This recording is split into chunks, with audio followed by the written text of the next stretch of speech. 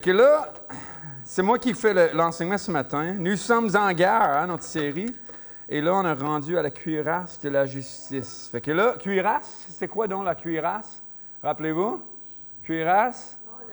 Non, le signe, là. Cuirasse? Cuirasse, comme ça? Parce que salut, c'est comme ça? Salut, c'est comme ça? Ah, ouais. Ah, salut, c'est comme ça. Puis cuirasse de la justice qui est? Ah oui, entre la vache. Je ne dois pas être le premier, le seul à le penser. Quand on a fait. Je vais à l'étable pour excuse-moi. Non, mais là, on a chacun ses trucs. Trucs de citadin. D'accord. Et on va se lancer dedans. On va commencer ça avec une lecture de la parole, donc de toute la section au complet, parce que la partie qu'on mémorise, c'est juste une petite partie. Et je vois un autre. Et je suis tellement content de voir plein de monde à matin. C'est merveilleux. Donc, on va lire ensemble le texte et on va se jeter dedans dans notre affaire. Donc, c'est Éphésiens 6, de 10 à 18, OK? Qui dit, au reste, parce qu'il parler d'un paquet de choses, hein? Fortifiez-vous dans le Seigneur et par sa force souveraine. Revêtez-vous de toutes les armes de Dieu, afin de pouvoir tenir ferme contre les manœuvres du diable. Car nous n'avons pas à lutter contre la chair et le sang, mais contre les principautés, contre les pouvoirs, contre les dominateurs des ténèbres d'ici-bas, contre les esprits du mal dans les lieux célestes. C'est pourquoi prenez toutes les armes de Dieu, afin de pouvoir résister dans le mauvais jour et tenir ferme après avoir tout surmonté. Tenez donc ferme. Et à vos reins, la vérité pour ceinture, revêtez la cuirasse de la justice, mettez pour chaussures à vos pieds les bonnes dispositions que donne l'Évangile. Ah oui, l'Évangile, c'était comme ça, oui. L'Évangile, je pense que c'est la lettre E, hein, l'Évangile. L'Évangile de paix. De paix, là, la paix, hein. L'Évangile de paix. Prenez en toutes circonstances le bouclier de la foi. Ah, on va aller voir Linda, elle va montrer précisément. Moi, j'ai dit probablement n'importe quoi présentement. Bon, prenez avec lequel vous pourrez éteindre les traits enflammés du malin. Sinon, malin? Malin. Mais pas en bas. Ouais, ça, c'est quelque chose d'autre. Hein? Bon, malin. Prenez aussi le casque du salut, hein? Et l'épée de l'Esprit, qui est la parole de Dieu. Priez en tout temps par l'Esprit, avec toutes sortes de prières et supplications. Veillez-y avec une entière persévérance. Donc, parce que, ça là d'ailleurs, c'est un super de bonhomme, là. C'est comme ça qu'on imagine toujours l'armure du chrétien, parce que qu'on connaît nous autres dans l'Occident, quand on pense aux armures, hein? On pense à nos vaillants guerriers du temps du Moyen Âge qui se promenaient sur les chevaux, si on allait attaquer des différentes places, protéger les pauvres et les faibles. Mais ça, là, c'est plus ce qui avait de l'air nos Romains. Maintenant, eux autres, si tu remarques qu'il y a quelque chose qu'ils ont, que nous autres, on parle, qu'eux autres, ils n'ont pas, qu'eux autres, ils ont, que nous autres, on n'a pas, on ne parle pas. Quelle est la différence entre le texte et l'image? Quelqu'un peut me dire, enfin, quelqu'un en bas de 10 ans, qui est capable de me dire, en bas de 10 ans, en bas de 15 ans, on va aller avec ça. Ils sont tous ici, presque. Qu'est-ce qui est différent? Qu'est-ce qui manque dans l'image? Y a-tu le casque du salut? Y a-tu le bouclier de la foi? Ouais? Y a-tu le cuirasse de la justice? Il a? Y a-tu le ceinture? Pas? Ouais, ben, genre, il doit. Oui, on le voit, là, mais peut-être. Je ne sais pas si c'est ça la ceinture qui parle, s'il y a d'autres choses. Hein? Qu'est-ce qu'il y a? Oui! Les souliers, on ne les voit pas, hein? Ils ont quelque chose sur les... ils ont des protèges-tibies aussi. Ils vont jouer au soccer tantôt. Excuse-moi. Excuse-moi. Il y a une faille dans mon système. Non, je me promène trop, ça là. Non, il en manque un. Oui, eux autres, ils ont un genre de lance, hein, à place d'une épée. Ça fait une bonne différence. Mais tu vois-tu, Nous autres, donc on voit ça, on peut voir, imaginer qu'est-ce que ça a l'air. Est-ce que vous pensez qu'ils sont bien protégés? On dirait que non, hein? Moi, je ne sais pas pour vous autres, mais aller contre un autre avec une épée de main, il me semble qu'il n'y a pas grand-chose aux jambes. Là. Moi, j'aime ça, les... Right? Mais, c'est parfait.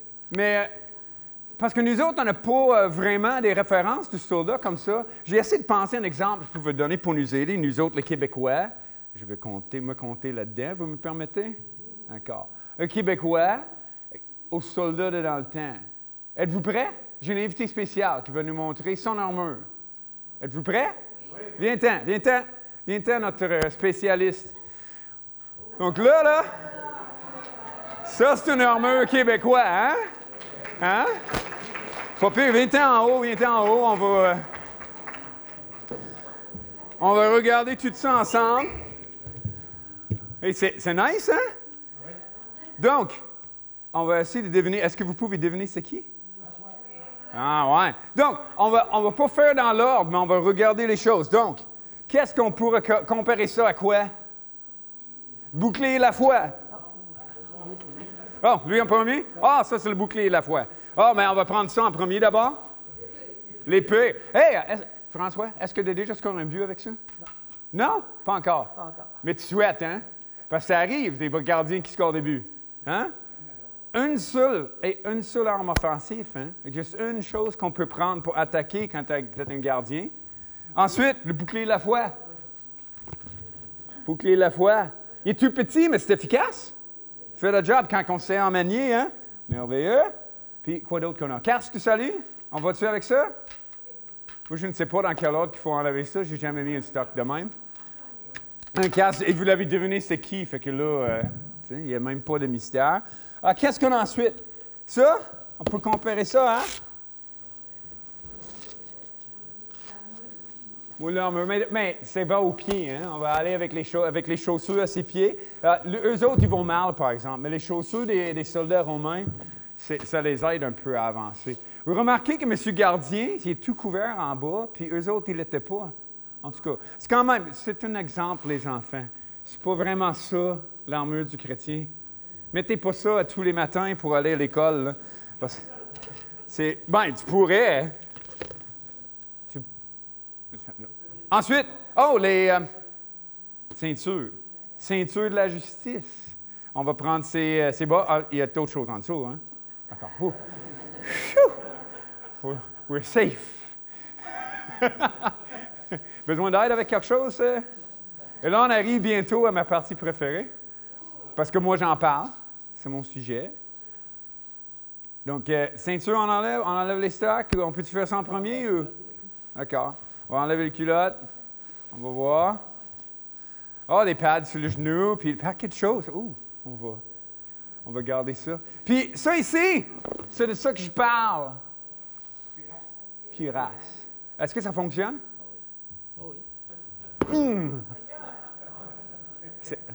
Je vais prendre goût. Alors, je vais arrêter là. Parfait. Et ensuite, il y a d'autres pièces qu'on ne parle pas dans le texte. Hein? Puis, ça, c'est l'essulier. Ça, c'est l'essulier à tes pieds, le zèle qui donne l'Évangile. Oui, en cape d'acier. Pas sûr qu'il y avait des capes d'acier. Je peux-tu prendre ça, puis le garder proche de moi pour le reste de ce qu'on va faire avec les enfants?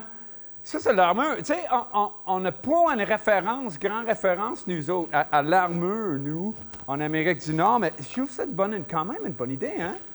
La protection. Imagine, maintenant, si tu fallait que tu joues contre... Oui, merci François. Merci. Mon invité guerrier spécial. Moi, j'ai une question pour vous. Admettons que tu n'avais pas ton gant. T'irais-tu jouer au hockey? Oui? Qui dit oui? Ouais, toi?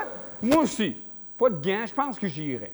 C'est les gants de goaler, là, je m'organiserais de pas. Faut juste pas essayer d'attraper les pucks. Est-ce que si tu n'avais pas ton bâton, t'irais-tu jouer? Ben, j'ai déjà vu du monde au camp là, qui était dans faisait le gardiennage, puis, tu sais, avec moi. C'est que, tu sais, ça arrive, ça, quelqu'un qui va jouer au hockey sans bâton. T'irais-tu jouer au hockey sans le casse? J'espère que non. C'est que j'envoie un homme là-bas, comme, oui, comme dans le temps, hein?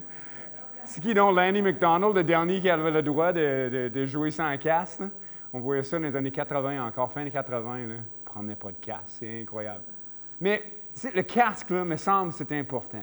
Vous allez en parler plus tard. Est-ce que tu irais jouer au hockey sans le cuirasse?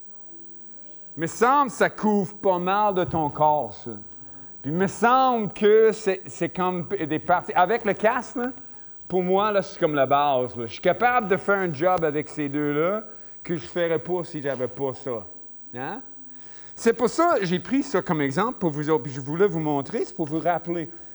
C'est pas pour rien que la cuirasse de la justice, je pense, est en deuxième. OK? Je pense que c'est pas pour rien que le cuirasse de justice est en deuxième. Bon, et moi, il faut que j'avance mon PowerPoint pendant que je parle. Special guest. OK. Parce que là, on avait vu, si on se rappelle dans l'ordre, le premier, c'est pas la cuirasse de la justice. C'est quoi le premier? La vérité pour ceinture. Mettez à vos reins la vérité comme ceinture, right? OK. Ça, là, Mathieu nous a parlé la semaine passée de ça. Est-ce que je suis tout mélangé? J'ai l'impression de tout mélanger. C'est pas grave, je vais avancer. Vérité pour ceinture, c'était le premier. Mais moi, je veux dire, la ceinture, c'est peut-être plus comme ça. Hein? On vient avec un paquet de choses, ça tient plein de choses ensemble. Ça tient les pantalons en plus. Ça tient les pantalons pour pas que ça tombe dans les jambes pendant qu'on marche comme du monde. Les skateurs qui ont l'impression d'être super agiles. Je ne sais pas comment ils sont agiles avec le fond de culotte entre les jambes, mais c'est correct. Mais c'est une ceinture comme ça. Puis on arrive la vérité, là, je trouve quand même quelque chose. Quand on a construit sur la vérité, quand on part de la vérité, on construit quelque chose de solide. Là, les enfants, vous ne savez pas c'est quoi ça, hein? C'est juste une belle image d'une petite maison qui a plein d'eau autour. Mais ça, on se rappelle, nous autres, les adultes, on se rappelle de ça, là. Tu te rappelles-tu de ça, toi? 95. Tabarouette, ça fait longtemps, je monte mon âge, hein? Tu n'étais même pas là, puis... Wow, et t'as une barbe.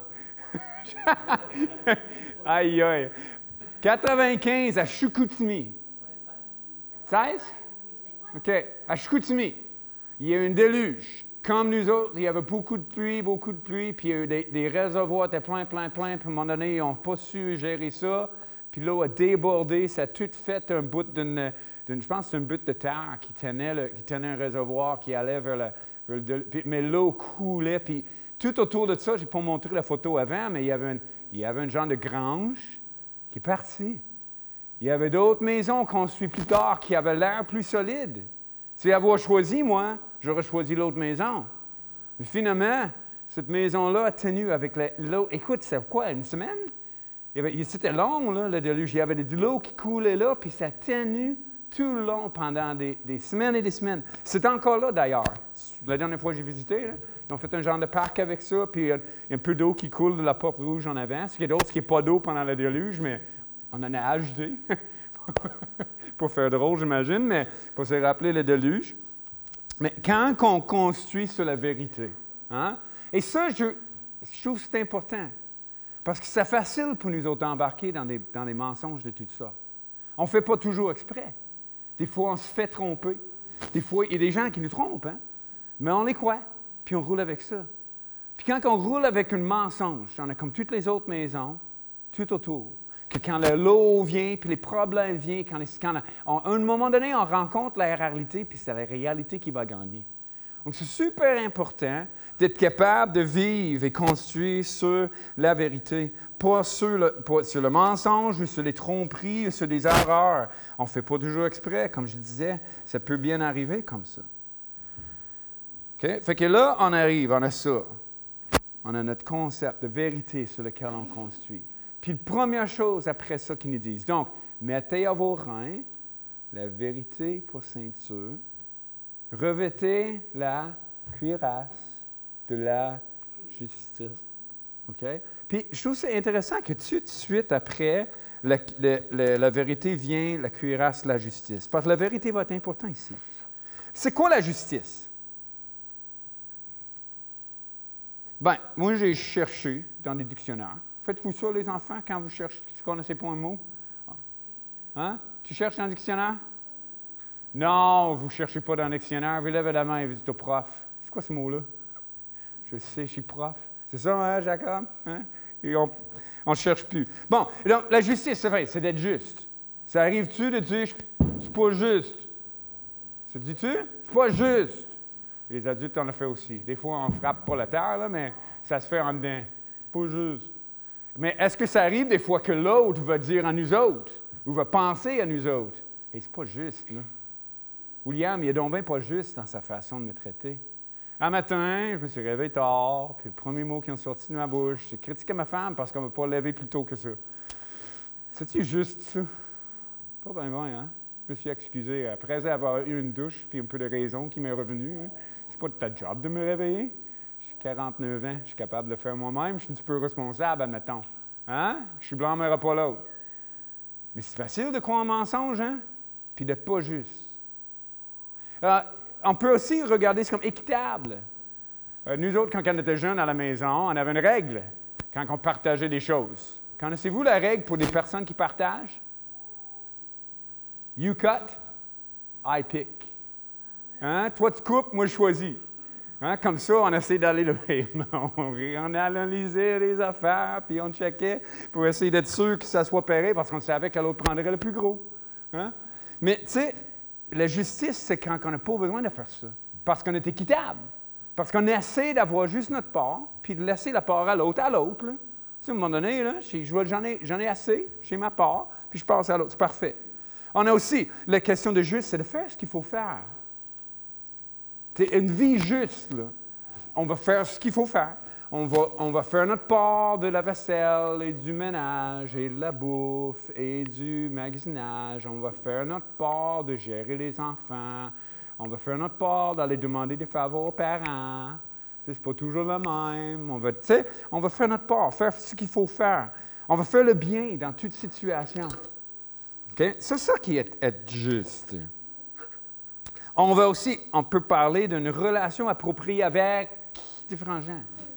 Quand on est juste, là, c'est parce qu'on a une bonne relation, comme il faut, avec les gens autour de nous. On donne à nos parents ce qu'il leur faut. On donne aux enfants ce qu'il leur faut.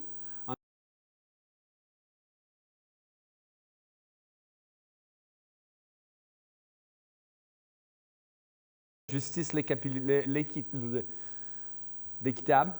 Okay? On voit le lien, là, que quand on vit comme ça, les trois premiers, bien, on va avoir une vie en règle avec toutes les choses autour. OK?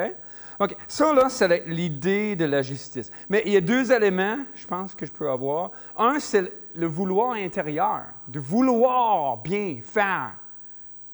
Right? Ça, c'est quelque chose que Dieu veut honorer. Dieu veut qu'on aille. Il nous a créés avec le désir de bien faire, de lui plaire. Quand il a planté Adam et Ève dans le jardin, c'était pas pour qu'ils rebellent et fassent ce qu'ils veulent. Mais eux autres, ils avaient dans le cœur le désir de prendre soin du jardin, prendre soin l'un de l'autre. Adam qui était content de voir sa femme arriver. Wow! Ah, c'est de mes os, chair à ma chair. Wouhou! On veut vivre bien ensemble comme ça. Mais, pour nous, dans notre monde, il y a aussi la sagesse de savoir qu'est-ce qui est bien et quand. Et ça, c'est pas si évident pour nous autres ces jours-ci. Je pensais à quelques exemples. Je ne veux pas me perdre là-dedans, mais je me dis, dans le temps, c'était l'Église qui s'occupait des pauvres. Est-ce qu'on devait retourner à ça maintenant? Bon, peut-être pas au complet, parce que le gouvernement l'a fait déjà. On a un système social qui tient ça. Donc, comment que l'Église joue son rôle de s'occuper des pauvres et des faibles et des gens dans la difficulté, alors que le gouvernement participe aussi? Ça change des choses, il me semble.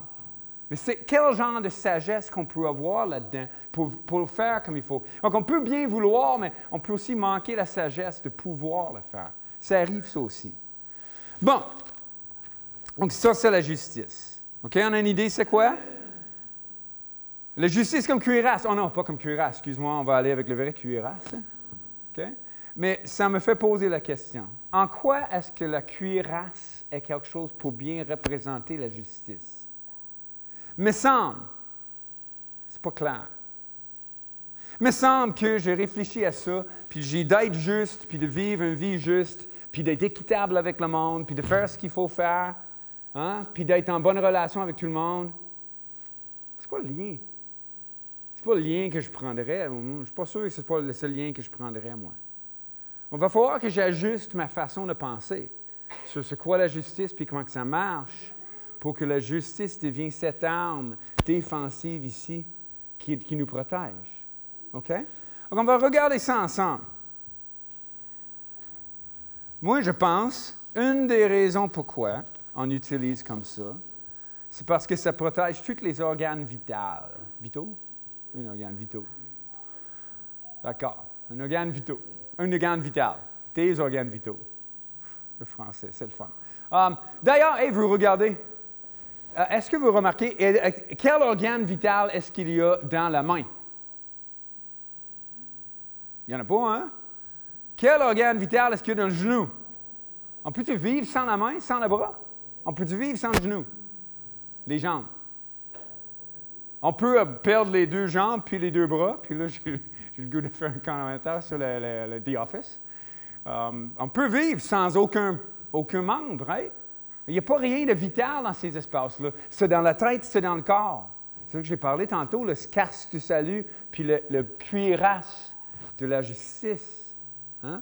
Et on voit que c'est une des raisons, c'est pourquoi je pense que Paul a écrit que la cuirasse, c'est une justice, c'est parce qu'une vie juste nous protège tout ce qui est vital. D'être juste, là, c'est quelque chose de fondamental pour Dieu. Il faut qu'on soit juste, parce que si on n'est pas juste, on est en danger d'une façon qu'on ne peut pas l'être avec d'autres choses. Donc, on tombe on va 3 petites sections que je veux voir avec vous, OK? Je vais voir avec vous la justice qui vient de Dieu, un fait objectif, OK? Vous savez peut-être pas c'est quoi objectif, les petits jeunes. Les vieux, ils savent. Ça, c'est des faits que c'est réel, qu'on veut, qu'on veut pas, qu'on le sente, qu'on ne le sente pas. C'est pas un sentiment « je suis plein de bonheur ». C'est un fait, Objectivement, moi, je peux aller sur mon cellulaire, trouver ma compte de caisse, puis je peux dire combien d'argent que j'ai, que je me sens riche, que je me sens pauvre. Ça, c'est un fait objectif. OK? On va parler de la justice de Dieu comme fait objectif. C'est ça. Ensuite, on va parler de justice qui vient de Dieu, mais de côté subjectif. Ça va être nos sentiments, nos émotions, qu'est-ce qu'on ressent. Puis après ça, on va parler de la justice en action. OK? Je vais vous donner 3 points. Êtes-vous prêts? D'accord. Donc, la justice qui vient de Dieu. On va lire ici en Éphésiens 1:4. Même livre qu'on étudie d'ailleurs, hein? C'est en Éphésiens 6, l'armure du chrétien. J'ai assez quand j'ai pu. Donc, ça dit, dans son amour, Dieu avait décidé d'avance qu'il ferait de nous ses enfants par Jésus-Christ. Dans sa bienveillance, voici ce qu'il a voulu. Je pense que le texte continue sur la prochaine page. J'ai aussi un autre texte en Galates, c'est ça qui arrive. Et en Galates. Donc, en Galates, ça dit, attendons, mais quand le moment décidé par Dieu est arrivé, Dieu a envoyé son Fils. Il est né d'une femme, il a vécu sous la loi de Moïse. Très important pour les Juifs, hein? Il avait besoin de suivre cette loi-là. Puis Jésus était là-dedans, comme eux autres. Okay? Il est venu pour rendre la liberté, on a parlé de ça, le salut, hein, que cette image-là, hein? Rendre la liberté à ceux qui vivent sous la loi et pour faire de nous des enfants de Dieu. Donc, tu n'es plus esclave, mon enfant de Dieu. Et comme tu es son enfant, Dieu te donnerait l'héritage qu'il garde pour ses enfants. Vous voyez qu'est-ce qu'il y a là sur le côté? Est-ce que vous êtes capable de lire, c'est quoi? Le certificat d'adoption. J'ai quand même un couple de personnes de mon entourage qui ont adopté. Je trouve que c'est une belle chose. C'est une belle chose. Même, il y a une famille ici qui a une adoption. Je ne sais pas si vous le savez, mais Annabelle, à droite, a été adoptée par Hugo. Bien, lui, ce n'est pas le père biologique, mais c'est le vrai père. C'est le vrai père. Parce que Hugo, il a passé un cours, alors qu'Annabelle était jeune, pas tard après le mariage, puis il a adopté légalement Annabelle. Puis vous savez, aux yeux de la loi, il n'y a aucune différence entre les petits gars, puis Annabelle, puis Hugo. Lui est le père avec les mêmes responsabilités, les mêmes droits, les mêmes responsabilités, les mêmes privilèges comme père qu'il est pour les deux autres. Aucune différence. Quand la Bible nous dit que Dieu nous adopte comme des enfants, c'est un fait. Annabelle, elle peut se réveiller, j'imagine, là. Elle ne s'est pas réveiller un matin et dire, là, avant, je n'avais pas de père, là, j'ai un père. Wouh! À un moment donné, il me semble qu'elle sentait peut-être pas la chose. Je ne sais pas, je ne connais pas l'histoire, là. Je n'ai pas été là, mais je peux bien imaginer que ça soit dur de ressentir tout ça. Mais ce n'est pas la question. Légalement, officiellement, Hugo est devenu le père d'Annabelle. Il y en a un, c'est lui. Puis Dieu est devenu notre père. Nous qui étions avant noirceur, nous sommes devenus la lumière avec lui. Et ce qu'on voit là-dedans, c'est qu'on voit que Dieu a fait quelque chose d'objectif. Il nous a donné la justice de Jésus-Christ et nous a adoptés comme enfants. Il nous a rendus justes. Et c'est ça. C'est une première chose. Si on veut être juste devant Dieu, si on veut revêtir, hein? Revêtir, pas revêtir. Je m'en allais le dire. Je pense à Christiane en avant qui corrige nos documents. Mais bon, si on veut revêtir le cuirasse de la justice, il y a une place à commencer. C'est de se rappeler qu'on n'était pas juste, qu'on n'en avait pas de ça. Que moi, j'ai grandi toute ma vie, je n'avais pas de cuirasse de la justice. Moi, j'étais tout pris, comme ça, tout seul avec ce que j'avais. Et si vous me connaissez, vous savez, je n'ai pas beaucoup de muscles, je n'ai pas énormément de gras, je n'ai même pas de poils pour me protéger. Ça va mal. Et c'est pas juste que j'ai pas de justice, j'étais même injustice. Comme si j'avais plein de blessures. J'avais déjà des côtes cassées. Déjà tout pété de partout dans la vie. J'avais pas de justice à mettre. Mais Dieu a dit, je te donne ma justice. Jésus-Christ qui est venu, né d'une femme, il a vécu sous la loi, il a fait tout ce que on devait faire nous autres, toute la justice qu'on devait avoir nous, qu'on n'avait pas, mais Christ l'a fait. Puis Dieu dit, je te le donne. Il le met sur toi. Fait que là, je me promène spirituellement avec une justice, avec une protection comme ça, qui couvre tous mes organes vitaux. Tout ce qui est important pour moi, et pour que je reste en vie spirituelle, est caché derrière cette justice-là. C'était qui cette justice-là? C'était Christ. Mais c'était à moi. C'est pas à moi parce que c'est à moi, là. Mais c'était à moi, il me l'a donné. Je ne dis pas que je peux faire ce que je veux avec, mais la justice qui vient de Dieu. Objectif, un fait. Moi, je trouve ça quand même intéressant de commencer là et de dire que Dieu nous offre une justice. Dieu nous adopte comme enfants.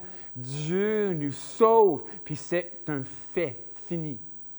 Peu importe comment je ressens, peu importe comment ma journée va, peu importe si je viens de crier par ma femme parce qu'elle ne m'a pas levé plus tôt, je suis juste, j'ai une justice, j'ai un revêtement de justice.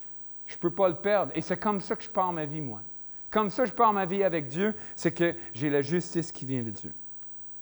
Si je comprends bien où ce que je suis rendu, déjà le deuxième point, la justice qui vient de Dieu, mais subjective dans notre expérience. Okay? Je n'ai jamais fait ça avec ma famille, mais je voulais un jour. C'est peut-être trop tard à 24, 22 et 20 ans. Mais tu sais, d'écrire un petit texte, de règles de famille. Tu sais, on voit ça chez Winners, à HomeSense. On se promène, puis c'était toujours en anglais, j'en ai trouvé un en français, par exemple. Des règles de famille. Puis on voit une famille ici qui ont choisi certaines règles, right? Eux autres, des Tremblay. On va aller avec des Tremblay. Des Tremblay! Je dis, je t'aime, je range mes affaires, je souris dès le matin. Même avant le café, je dis merci, je rends service. Je mange proprement. On dirait qu'il y a un problème chez eux, hein? On voit des pères de jeunes enfants, des mères de jeunes enfants sont en train de rigoler. Ouais. On mange proprement, bonne chance. Je range ma chambre, je ne coupe pas la parole. Je dis, s'il te plaît. Hein? Pas je veux. Je dis, s'il te plaît. Je fais plaisir. Ah, je trouve ça le fun, ça. Je fais plaisir. C'est une bonne règle, hein? On a une règle, une valeur familiale. Right? Puis, je demande poliment. OK. Mais vous savez, c'est un petit peu drôle, mais chacun de nos familles est un peu différent. Ça vous arrive-tu des fois d'être chez quelqu'un et de dire « Coudonc, qu'est-ce qu'il fait là, lui? » C'est pas de même chez nous. Comment ça se fait?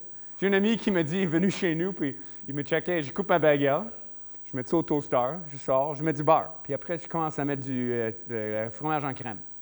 Puis il est comme, il met du beurre et du fromage en crème. Il n'avait pas l'argent comme nous autres on avait, ça a l'air. Il était missionnaire dans l'Est du Canada. Puis il n'avait pas l'argent pour le beurre et le fromage en crème. Mais là, quand il voit que j'en mets, là, tu sais, comme à la Tim Hortons, là, il y avait comme une centimètre d'épais tout au long. Hein. Puis lui, il check sa femme, puis il est comme, qui ces weirdos-là? Puis là, il a fait pareil comme moi, parce que c'est délicieux, évidemment. Mais tu sais, c'est pas pareil dans toutes les familles, hein? J'imagine pour quelqu'un qui est adopté, ça peut prendre un certain temps à s'habituer à des nouvelles règles de la famille. Ça se peut-tu? Ça se peut-tu que ce soit difficile de s'ajuster à une nouvelle réalité?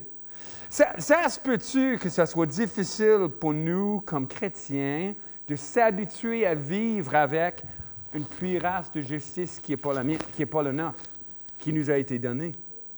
J'ai passé ma vie à me protéger. Je protège ma poitrine parce que j'ai mal, puis je n'ai pas de protection. Oh oui, c'est vrai. Dieu m'a mis la cuirasse de la justice. Je peux me tenir fort. Je peux me tenir ferme. Ça se peut-tu que ça soit difficile pour nous des fois d'accepter ce qui est vrai, de vivre ce qui est vrai? Hein? Moi, je pense souvent, le nombre de fois, ça arrive, je regarde les enfants parce que j'ai l'impression qu'ils le font, mais nous autres, les adultes, on est bons là-dedans aussi, là, d'avoir besoin de se justifier. Hein? On arrive dans une situation, on a fait de quoi, puis on sait que c'est mal, mais tu sais, c'est parce que, tu sais, c'était le matin, j'avais pas eu mon café, tu sais. C'était parce que, tu sais, j'avais une grosse semaine. C'était parce que, mais tu sais, l'autre, là, lui, il est bien fatigué, ça fait des semaines que, tu sais, on a besoin de se justifier puis de se donner des raisons. Regarde donc. Quand Dieu nous donne sa justice à lui, ça nous prend du temps de nous habituer à l'idée qu'on l'a. On a quelque chose qu'on n'a jamais eu. Ça prend un effort mental, ça prend un travail pour nous changer, pour devenir ce que nous sommes. C'est du travail pour un enfant adopté de devenir une partie, pas de devenir, mais d'agir comme, de compter sur la famille. Je pense souvent aux Yvon et Joanne, ils ont des petits-enfants. Ils ont 3 petits-enfants adoptés.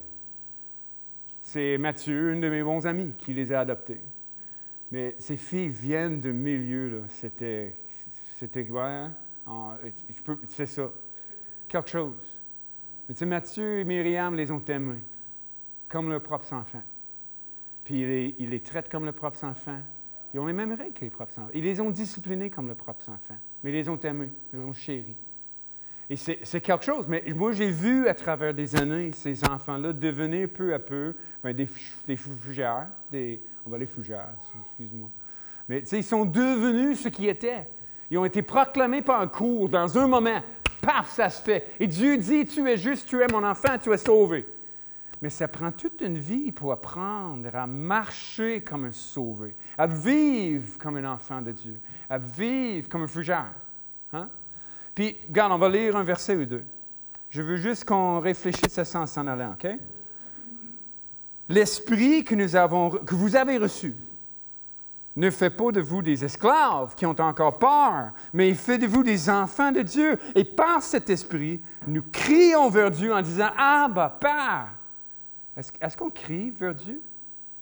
Est-ce qu'on se rend compte? Est-ce qu'on réalise, comme enfant de Dieu, que Dieu il est là pour nous, pour qu'on y crie comme ça n'importe quel moment? « Papa!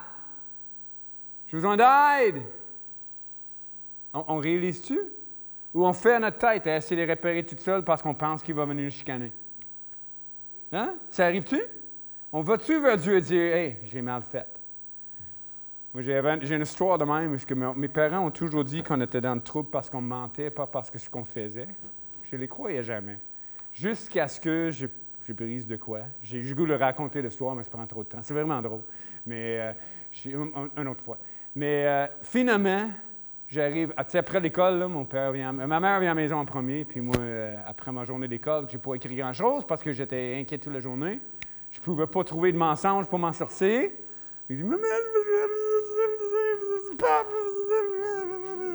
elle doit avoir rien compris. Mais attends que ton père arrive, tu vas en parler. Oh! Puis là, mon père arrive, puis... J'achèterai un autre. Il dit, OK.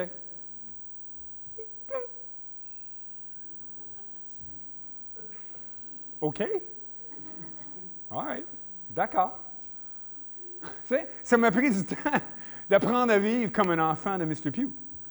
S'il ne ment pas, tu avoues tes fautes, tu restaures. Moi, j'ai brisé une chaufferette, puis j'ai offert de le réparer. Pas de le réparer, mais de le remplacer. Puis j'ai fait un homme de moi de haut de mes 10 ans. Puis de haut de mes 10 ans, ben, j'ai réalisé que mon père était vraiment ce qu'il disait être, un homme plein de grâce, puis de raisonnable. Puis c'est juste, je l'ai brisé, je le répare, fini. C'est réglé. Mais ça m'a pris du temps d'apprendre à vivre ça. OK? Donc, on voit dans ce texte-là, je trouve juste ce texte-là, OK? Et 7 différentes choses qu'on peut voir, des privilèges que Dieu nous donne, qu'on pourra peut-être avoir la difficulté à vivre. Hein? Ça nous dit, l'esprit que vous avez reçu ne fait pas de vous des esclaves, mais faites de vous des enfants de Dieu. Ça, c'est une position de privilège puis d'autorité, ça, d'être enfant de Dieu. On n'a pas l'enfant de l'autre. On a l'enfant du roi de ce royaume. Celui à qui appartiennent toutes les choses. C'est nous. On a l'enfant de ça. Et en intimité, Abba, c'est le mot familier, relativement familier pour père. Hein? Il nous donne l'assurance. L'Esprit lui-même nous donne ce témoignage. On a l'assurance dans notre cœur. On a un héritage qui s'en vient. Alors, si nous sommes enfants de Dieu, nous recevons un partage, les biens que Dieu, promis par Dieu à son peuple. Hein? On a un héritage qui s'en vient. On a la discipline. Oui, si nous participons à ses souffrances, on a la discipline qui vient des enfants. Jacques, je pense, qui dit que quel père ne discipline pas ses enfants? Si tu n'es pas discipliné, tu n'es pas un enfant. On était en voyage cette semaine avec deux couples de famille au Vermont, puis il y avait des enfants. Puis je te dis, c'était pas mes affaires, les discipliner. Moi, je l'ai laissé faire. Les parents ont géré ça. C'est pas ils ont bien géré ça d'ailleurs, c'est pas un problème, mais c'est pas ça la question, mais c'est pas à moi. C'est pas à moi de gérer l'enfant de l'autre. Moi, je veux gérer les miens. Oui, plus à cette heure. Au moins très peu. Mais, tu vois-tu, mais avec cette discipline de participer à la souffrance, vient aussi une ressemblance familiale. On va participer à la gloire de Dieu aussi. Puis on voit, c'est ce privilège-là. Et je me pose la question. Ça, là, il y a plein de textes, c'est plus pour les parents que pour les jeunes, là, mais jusqu'à quel point qu'on vit ces choses-là, nous? Pleinement. Jusqu'à quel point qu'on a dans notre cœur cette assurance que nous sommes enfants de Dieu. À quelle fréquence est-ce qu'on vit cette intimité avec Dieu, tu sais? D'aller s'asseoir avec lui dans son grand siège, puis d'écouter parler de ses histoires, en lisant la Bible, puis en prenant du temps, tu sais? Quelle intimité, de parler de toutes sortes de... Comment qu'on réagit avec les souffrances? Est-ce qu'on prend ces souffrances comme une discipline qui vient de Dieu, une occasion d'apprendre, de grandir? Ou on prend ça comme on n'a pas encore, moi, pauvre. Tu sais, Dieu il agit comme des fils envers nous. Et nous, on prend ça comme si c'est le pire affaire au monde. Mais je veux moins ici critiquer le comportement que d'encourager vers autre chose. Si on a pleinement accepté, si on a pleinement des enfants de Dieu, bien, prenons ces choses-là. Vivons comme ça. Arrêtons de se dire, bien, peut-être il va m'abandonner comme l'autre, peut-être il va abuser comme l'autre. Tu sais, l'ancien père, là, c'était pas bon, là, l'autre relation. Puis des fois, on vient là-dedans on ramène toute notre ancienne vie avec nous, hein? Puis on se rappelle de toute la façon que notre ancien père nous traitait, puis l'ancien royaume était. Puis on vient avec des séquelles. Faisons l'effort de nous rappeler qu'on est dans un nouveau royaume. Ça me donne un autre exemple. Vous voyez ici une set de clés? Ça, c'est une set de clés qui appartient à Jill. Jill, c'est la fille qui est venue jouer la batterie avec nous autres, des fois. Elle vient à l'église régulièrement. Elle était à la villa tout l'été avec les camps. Puis, c'est ça. Mais, tu vois-tu cette clé qui est là? Ça, c'est une clé spéciale. C'est la clé de ma maison. Elle a déménagé de l'Alberta. C'est la fille de notre vieux ami. Là. Ça fait 25 ans qu'on était amis ensemble. Puis je voulais qu'elle se sente à la maison ici. Je voulais qu'elle sache qu'elle avait une famille ici. Fait que dans la première semaine qu'elle est arrivée, j'ai donné une clé. Tiens, prends la clé. Tu viens quand tu veux, tu rentres quand tu veux. Il fait chaud, tu veux climatisation. Tu n'as pas de bouffe dans le frigidaire. Viens chez nous. Ça ne te tente pas de cuisiner. Viens manger.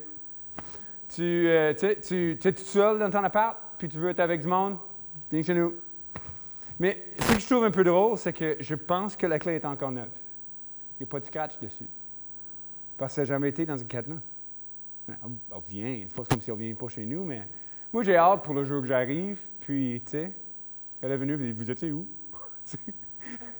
Me semble que c'est ça le fun, tu sais. Qu'elle a vraiment apprivoisé tout ce que je voulais lui offrir.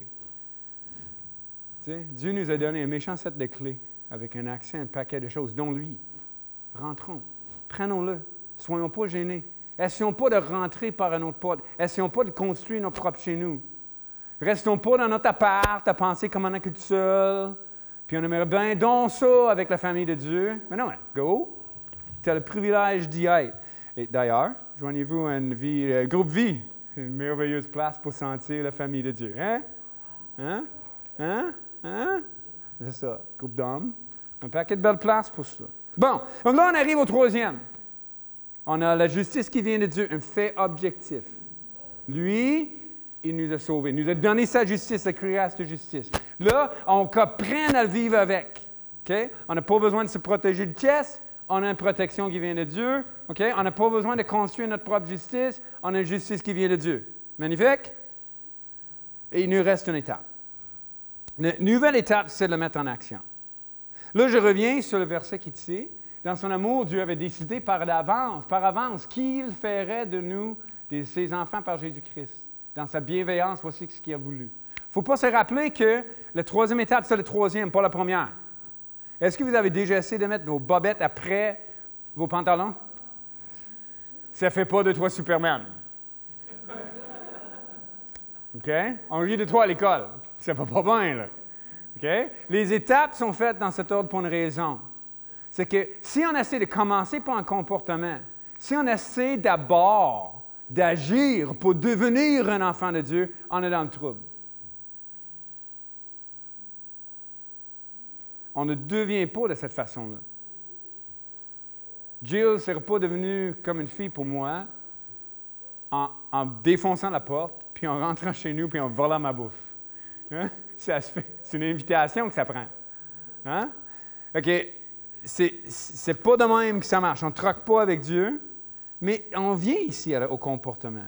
C'est basé là-dessus. On va vivre comme ça. Et là, j'ai quelques exemples. C'est un peu un pêle-mêle de plein de choses, mais je voulais parler un peu aux enfants, aux jeunes, pendant que vous êtes là. Il y a une chose que la Bible vous dit, que Dieu vous demande. Il dit, Dieu vous a créé, c'est votre Créateur. Vous appartenez à lui à cause de ça. Vous êtes en rébellion contre lui? On l'a tous. Qu'est-ce que Dieu veut? Bien, Dieu qu'on se souvient de ce Créateur-là au jour de notre jeunesse, pendant que tu es jeune. C'est quoi? La Bible, puis Jésus, puis Dieu, puis Dieu qui est bon et nous pardonne. C'est pas juste pour des vieux. Là. C'est pas juste pour des messieurs avec des barbes grises là, qui racontent des histoires de leurs enfants qui sont plus jeunes, puis qui sortent des événements de 1996. OK? Pendant que tu es jeune, souviens-toi de ton Créateur. Tu appartiens à quelqu'un. Il t'a créé pour une raison. Les vieux, c'est pas différent, hein? C'est pas trop tard. Hein? 40 is the new 30, je ne sais pas trop. En tout cas, mais souvenez-vous, les enfants, de ça, de ton Créateur. Souviens-toi de Dieu, de sa grâce, de Jésus, de toute l'œuvre que Dieu fait. Okay? Un deuxième petit verset que j'ai là. On a Galates 6. Maintenant, vous connaissez Dieu, ou plutôt, c'est Dieu qui vous connaît. Alors, comment pouvez-vous obéir de nouveau à des forces sans pouvoir et sans valeur? Est-ce que vous voulez être de nouveau les esclaves? Tu sais, nos comportements, ça ne peut pas retourner à comme on l'était. C'est une chose que Dieu le dit, c'est une deuxième chose qu'on le sente, c'est une troisième, est-ce qu'on le vive pour le vrai, dans le quotidien, dans l'action. qu'on approche des gens comme si ce monde n'est pas le monde important. Je parlais un matin avec un couple, un miraculé, ressuscité 16 fois? 16 fois. En coma pendant des semaines, mais qui est là, pas de séquelles, on ne comprend pas. Mais tu sais, on peut-tu vivre une vie? On peut-tu vivre ça? J'imagine on peut rester dans une chaise à l'hôpital, dire, non, mais go! Dieu t'a donné quelque chose, vis-le. Bon, donc, retournons pas à l'esclavage, d'essayer de construire une justice. Moi, je trouve que souvent, dans ma vie chrétienne, il a fallu que je revienne à me dire, arrête, Will. Là, tu es en train d'essayer de gagner quelque chose devant Dieu. Tu essaies d'être un bon Jack, puis tu penses que c'est comme ça que tu vas régler des problèmes. Même, puis tu réglerais des problèmes, puis tu vas avoir des bénédictions parce que tu es un bon Jack. Là. Travaille fort dans l'Église, puis fais plein de choses, puis sois fin avec le monde, puis Dieu va être fin avec toi. Mais c'est pas de même que ça marche. Dieu a déjà été fin avec toi, Will. Tu comprends-tu? Oui? Ben, ça ne déborde pas. Right? Donc, retournons pas à cet esclavage qu'on avait avant de vivre pour essayer de construire notre propre justice. On a 1 Jean 1,7 et 1 Jean 1,8. Dieu est dans la lumière. Alors, si nous aussi, nous marchons dans la lumière, nous sommes unis les uns aux autres, et le sang de Jésus, son Fils, nous purifie de toute injustice, de tous nos péchés. Hein? Et il y a un lien entre la marche et la purification, puis Dieu nous demande de marcher dans cette lumière-là. Là, on a été éclairé, vis dans cet éclairage-là. On a vu comme on est pécheur, vis comme si on est pécheur. On a pardonné, vis comme on a pardonné aussi. Reconnais tout ce qu'on est, puis vis comme ça. 1 Jean 8. Nous disons peut-être, nous n'avons pas 2 péchés, mais nous nous trompons et la vérité n'est pas en nous. Regarde, on a perdu la vérité, hein? Il dit, si tu perds la vérité, tu perds tout. Nous disons peut-être, nous n'avons pas commis de péché. C'est drôle, on n'a pas 2 péchés, puis on n'a pas commis de péché. C'est comme un, c'est à l'intérieur de nous, dans notre façon, dans notre être, puis l'autre, c'est dans nos gestes. Hein? Puis il dit, c'est possible que des gens refusent l'un ou l'autre. Mais il dit, dans ce cas, nous faisons de Dieu un menteur. Sa parole n'est pas en nous. Est-ce qu'on reconnaît? Est-ce qu'on reconnaît quotidiennement dans nos relations qu'on a des péchés en nous autres? Qu'on a des tendances vers le mal? Est-ce qu'on vit comme ça? C'est une des raisons pourquoi dans nos cultes habituels, on prend le temps de lire la loi de Dieu, de prier une prière de confession. C'est pour pratiquer, pour se rappeler que ça fait partie de notre vie, ça. Oui, on a la justice de Dieu, mais ce n'est pas notre justice. Ce n'est pas une justice que j'ai construite, ça vient de quelqu'un. Bon, mentons pas à nous autres, à nous-mêmes. 1 Jean 2, 3. Lui, je trouvais intéressant. Si nous gardons les commandements de Dieu, nous savons que nous connaissons Dieu. Il y a une assurance qui est supposée seulement venir de l'obéissance.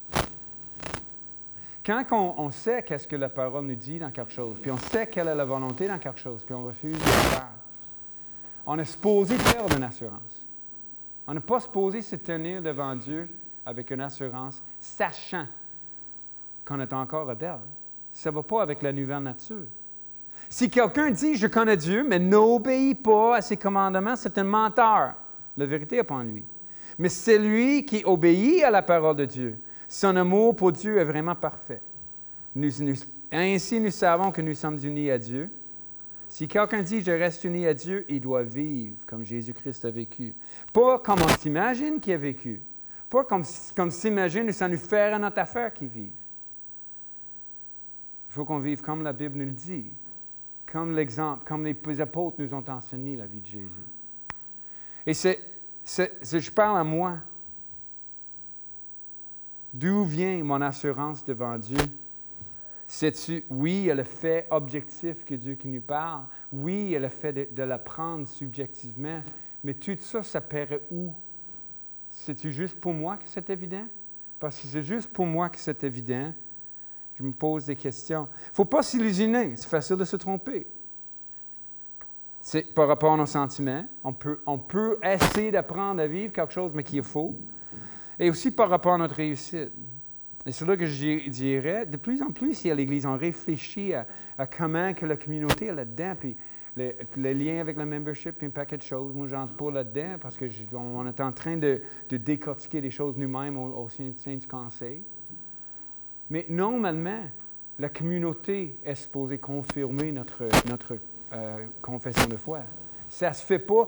Si en Amérique du Nord, on est très « moi », je peux déclarer ce que je suis, mais la Bible n'est pas comme ça. Il dit « par les fruits, vous allez les reconnaître ». Puis c'est à la communauté de croyants qui regarde et qui dit « est-ce qu'on suit? Est-ce qu'on vit comme Jésus-Christ a vécu? » Et c'est là qu'on va trouver notre assurance. Donc, en rappel, et j'ai fini. Pour la cuirasse de justice, j'aimerais ça vous rappeler tout d'abord. Dieu nous offre à recevoir par la foi, à cause de Jésus-Christ, une justice qui n'est pas la nôtre. On n'a pas besoin d'essayer de se justifier devant lui, essayer d'expliquer pourquoi il nous rend bon. On reçoit un pardon qui vient d'un autre. Recevez-le si vous ne l'avez pas. Ça se fait dans un instant, mais ça change toute une vie par la suite, c'est sûr. Deuxièmement, on a une justice qui vient de Dieu, mais que notre expérience intérieure, on doit pratiquer, on doit travailler pour se rendre compte, pour finir par vivre comme si on a notre cuirasse, parce qu'on l'a. Il faut qu'on accepte ce que Dieu dit de nous en tant que personne. Il faut qu'on arrête de travailler des anciennes façons pour se protéger, parce que là, on est protégé mieux. Puis ensuite, il faut qu'on ait la justice de Dieu qui se met en action. Il faut qu'on travaille, il faut qu'on regarde notre comportement pour être capable de voir cette obéissance à Jésus-Christ, cette consécration à lui, qui va devenir notre propre assurance et l'assurance de la communauté autour pour en avoir notre âme. Je prie pour vous, je vous bénis, puis après ça, on va partir. Donc, Seigneur Dieu, je veux te rendre grâce pour ces merveilleuses promesses que tu nous as faites en Jésus-Christ. Pour tous ces principes qu'on a pu lutter pour essayer de devenir ce que nous ne sommes pas, c'est toi qui nous transformes d'abord et que nous acceptons ça. Donne-nous de bien le comprendre, de bien le vivre pour la gloire de Jésus-Christ. Que nous acceptions cette justice qui vient de lui, que nous aimons l'être et que nous apprenions à l'être et que nous vivions par la suite des vies justes l'un devant l'autre. Amen. Ce qui nous amène à notre commission et bénédiction, on se rappelle, on est en guerre. On est dans une guerre spirituelle et Dieu dit, en Romains 8, 37, « Mais dans tout cela, nous sommes bien plus que vainqueurs par celui qui nous a aimés. » Donc allez, revêtus de la justice de Dieu, mes frères et mes sœurs. Bonne semaine.